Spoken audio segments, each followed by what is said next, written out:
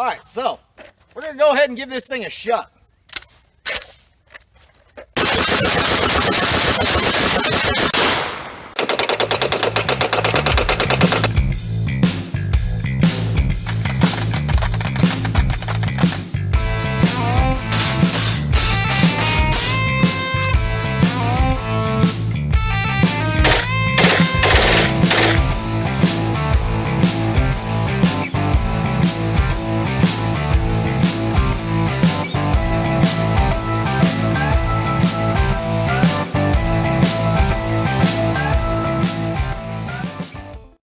What is a chronograph?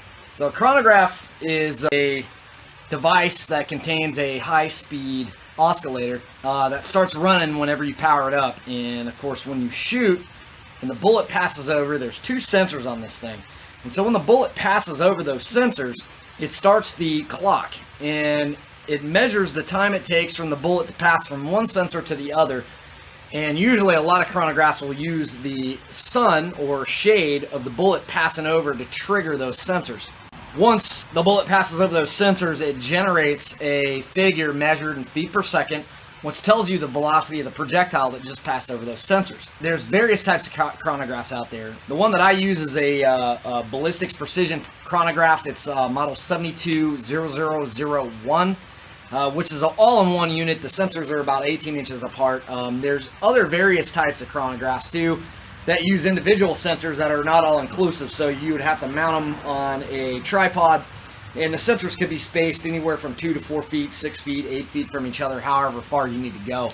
There's various types. I mean, mine runs about 80 to 100 bucks, and there's some that run 3 to 400, some that run 6 to 800. It just depends on what your budget is and what you want to spend.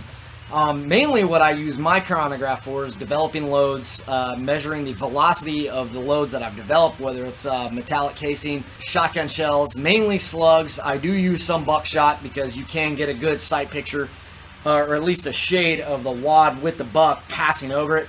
Alright, so what we're going to do here in a minute is we're actually going to drive down to the range here in South Alabama. And we're going to actually set up my chronograph, and we're going to actually do some chronoing on some rounds that I just developed over the weekend. And that way you'll be able to get a clear picture of exactly what a chronograph does, how it functions, and what we can do with the data that comes off of it. And mainly what I do is, so when I go to the range, I have little sheets that I use, and for whatever load and what my lot number is, I'll be shooting that round, and as it goes, I'll do 2 or 3 shots and then record the numbers I get with each shot, and then I'll come home and say I shoot a 5-shot string. I'll come home and I'll add up all those numbers and then get the average velocity in or foot per second velocity from my chronograph on that. So we're gonna head down to the range and we're gonna check this out and see how well this chronograph works. This is a chronograph. Obviously with the light conditions right now, we're not casting much of a shadow. Normally there would be some sunshades that go up on this that help reflect light over these sensors. You see there's little sensors in there that sense light, and they basically catch the shadow of the bullet going over it. Alright, so basically you can see it's set up ready to go.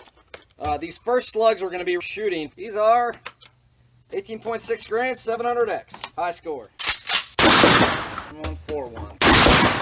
1173. 1157. 156, 174.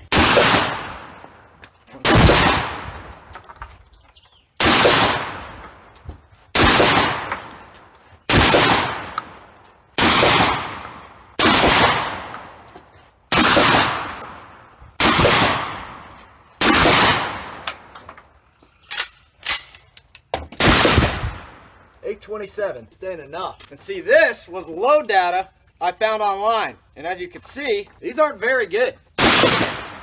836, those are really weak. 854, 817, 860.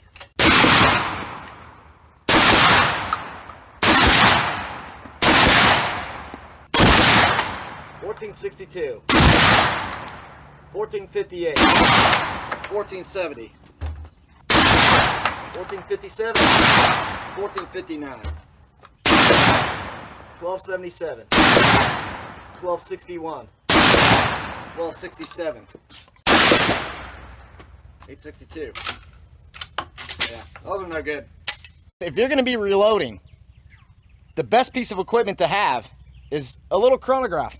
It'll tell you a lot about your loads, and as you can see from some of the loads that we made, some of those loads we're only shooting 700-800 feet per second. And with that low of a power, even though there's no recoil, it would be a cooler, lighter load, especially if you're shooting suppressed that is under supersonic speeds. So you would be running subsonic. But the problem is, if I have a semi-automatic shotgun and I can't get it to cycle, that load isn't really that good. Now, in a break action or pump shotgun, that would have been a good load that had no recoil. You have a 50 cal slug going down range at about 800 something feet per second, but that doesn't necessarily mean it's going to be that good of a load. There is a lot of other stuff that goes into it.